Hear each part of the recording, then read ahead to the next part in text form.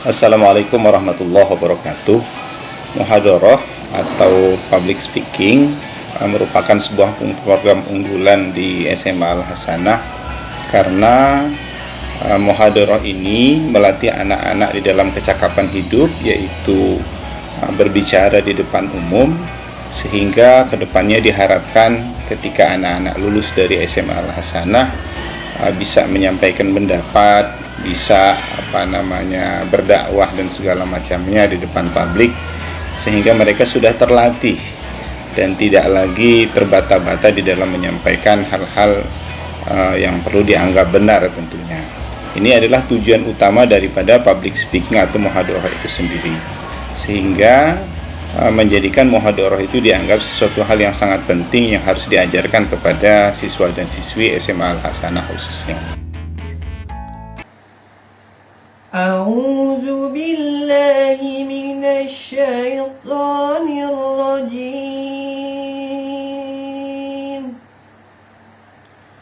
Bismillahirrahmanirrahim. Nama saya Abdul Fattah, guru Al-Quran di SMA Al-Hasanah.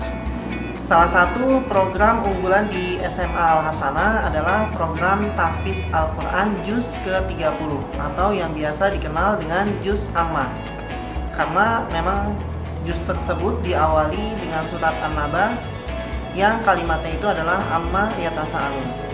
Alasannya dari program tahfiz ini hanya menghafal juz ke-30 adalah juz ke-30 atau juz amma ini adalah surat-suratnya yang pendek dan familiar di telinga dan lisan setiap orang, di mana sasarannya adalah siswa yang sudah lancar membaca Al-Quran. Jadi ketika siswa-siswi masuk ke SMA Al-Hasanah, maka kita akan klasifikasikan mana siswa yang sudah lancar dan mana siswa yang belum lancar dalam membaca Al-Quran. Jadi siswa yang sudah lancar membaca Al-Quran, maka dia masuk dalam program tahfiz tersebut. Untuk kegiatannya sendiri dilakukan di dalam dan di luar KBM. Jadi ada materi tersendiri untuk materi Al-Quran, dan juga termasuk di dalamnya ada tahfiz Al-Quran. Setelah itu di luar KBM juga ada materi kegiatan tahfiz Al-Quran tersebut. Sedangkan metode yang dilakukan adalah metodenya adalah pengulangan dengan menggunakan satu jenis mushaf Al-Quran. Artinya pengulangan seperti ini. Jadi misalnya pada hari ini siswa menghafal ayat pertama sampai dengan ayat 3. Maka besok diulang dari ayat pertama kemudian sampai ayat ketiga dan tambahan dari ayat yang dia hafalkan. Nah, diharapkan setelah lulus dari SMA Al-Hasanah, maka siswa-siswi tersebut ini sudah menghafal juz ke-30. Karena dikatakan bahwa di dalam hadis itu khairukum man ta'allamal Qur'ana wa 'allama. Jadi sebaik-baik kita adalah orang yang mempelajari Al-Qur'an dan mengamalkannya. Salah satu mengamalkan Al-Qur'an itu adalah dengan cara menghafalkan Al-Qur'an tersebut. Sedangkan setelah lulus nanti ketika mereka sudah menghafal juz ke-30 itu minimal mereka bisa menjadi imam di masyarakat atau minimal menjadi imam di dalam rumahnya sendiri. Al-Quran merupakan pedoman hidup umat Islam yang merupakan wahyu Allah Subhanahu wa Ta'ala yang diturunkan kepada malaikat Jibril melalui Nabi Muhammad SAW untuk disampaikan kepada umat. Membaca Al-Quran merupakan sebuah keharusan dan kewajiban bagi setiap umat Islam. Maka dari itu siswa-siswi SMA dididik untuk mampu dan bisa membaca Al-Quran dengan baik dan benar, serta menghafal surat-surat pendek yang diperlukan minimal juz ke-30. Maka dari itu di SMA Al-Hasanah diadakan perbaikan membaca Al-Quran bagi siswa-siswi yang belum lancar dan masih terbata-bata agar menjadi lancar dan benar di dalam pembacaan Al-Qurannya.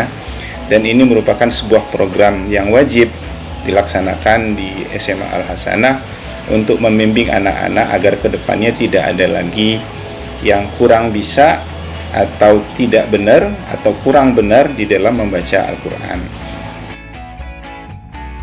Perkenalkan, nama saya Eka Rahayu.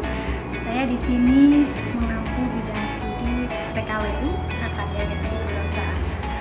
alasan kenapa di SMA itu diajarkan PKWU ya, karena di dalam PKWU di sini siswa itu diajarkan tentang karakteristik seorang wirausahawan.